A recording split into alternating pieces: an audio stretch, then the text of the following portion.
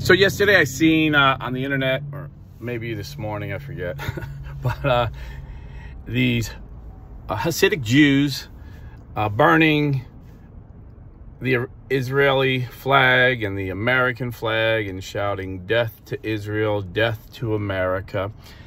And the caption said, Orthodox Jews team up with Palestinians to call, basically that they were in agreement that what Israel was doing was genocide. So on further review, it turns out the man dressed like a Hasidic Jew, his name is Yisrael David Weiss. He's the leader of Natari Kentari, this group that every other Jewish group condemns as terrorists. So this group and this leader aligns with Hamas. This leader's always on Iran-run state TV. So basically anti-Israel, anti-American propaganda. They just use them as a tool, as propaganda. And a lot of the members of the group aren't even Jewish. They are Muslims that dress like Jews, they find out. And they support killer terrorists, and they hate Israel, and they hate America. So how did this happen? Well, I imagine it started where a lot of Jews, I know a lot of Jews in New York that are very liberal, and they disagree with Israel being a state. They don't think that was right, that they became a state. They believe that land belonged to Palestine. And so you can see how they gradually got radicalized and got to the point where they just hate Israel. Like, they don't think they're just, made a mistake. They just think they're the devil. But then, of course, you have these fake Jews, these Muslims dressed up as Jews, acting the part of a Jew that hates Israel.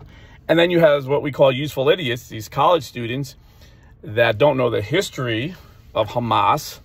They were founded to kill every Jew. They said that they'll never stop till every Jew is murdered, every baby.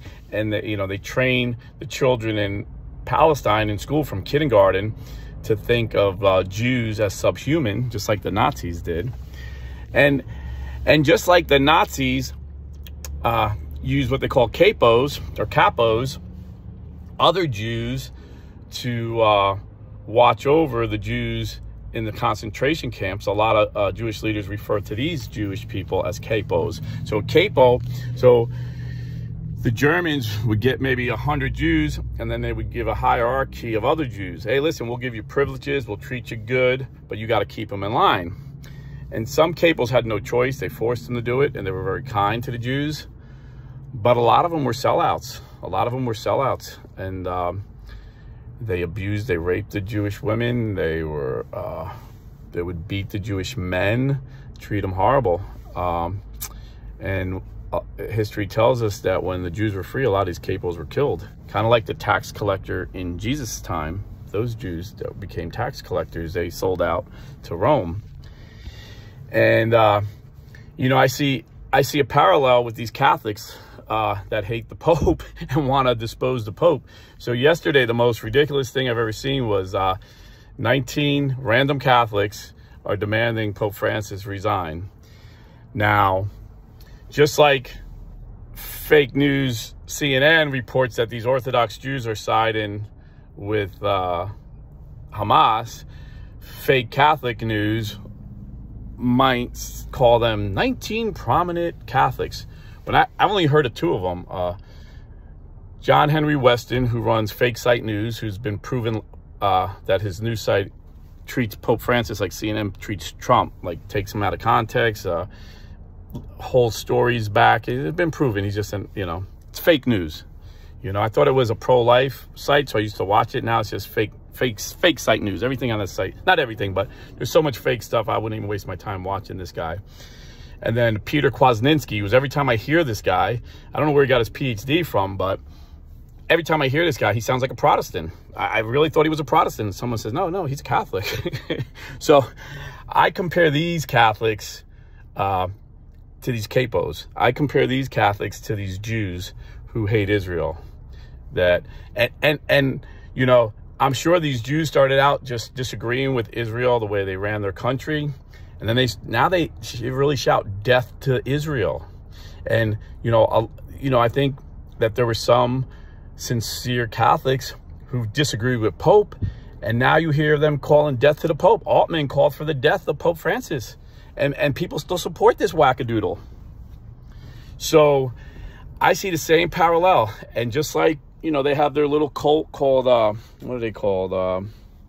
Qatari something. Notori Qatari, that's their little cult. These Catholics who, you know, pretend to be Catholic have their little cult, the SSPX. You know, and they reject Vatican II. Like, okay, you're going to reject the largest ecumenical council, reject the ordinary mass that 95% of us do, and you think somehow you're not a Protestant, you know? And, you know, most Protestants I know are better Christians than these Catholics who want to kill the Pope. I want the Pope to resign. It's like, it's so ridiculous. It shouldn't even be covered. Pope Francis is the Pope of 1.3 billion Catholics. And most of us realize that Jesus put him in there, you know, that Jesus said the gates of hell will not prevail against our church, that Jesus leads the Catholic Church with his Holy Spirit. So for 19 random guys out of 1.3 billion, it's so ridiculous. It's laughable. It's funny, but it's sad that some sites will even talk about it. You know, I shouldn't even be talking about it, but because other sites are saying 19 prominent Catholics, and these are just schismatics. They're heretics. What they're saying is heretical. I mean, read canon law 1404.